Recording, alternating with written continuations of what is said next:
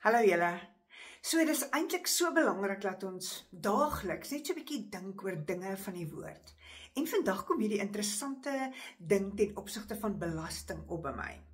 So hier in Matteus 17 sê die disippels daar, kom toe nou belastinggaarders na hulle, 17 vers 27.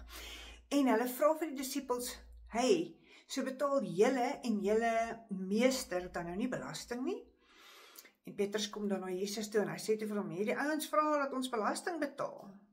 En Jesus sê vir hom, maar dis wat die wêreldstelsels van ons verwag. So ek sê jou wat, vat jou visstok, gaan gooi 'n lyn daar in by die water, die eerste vis wat jy vang, gaan 'n shekel in hê. Vat 'n shekel en gaan betaal ons belasting. Hier's die ding, perspektief. Wanneer ons so oorweldig is deur situasies in ons lewe, gesondheid, verhoudings, geld, wat ook al, dan vergeet ons dat ons die kinders van die God is wat die aarde geskep het. Niks is vir hom onmoontlik nie. Ons moet hierdie goed na hom toe vat en dit daar los en regtig kies om ons oë op hom te hou en hom te vertrou.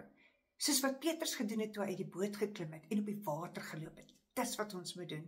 Gaan uit en doen dit vandag. Ek wil jou uitdaag om dit te doen. Tot volgende keer.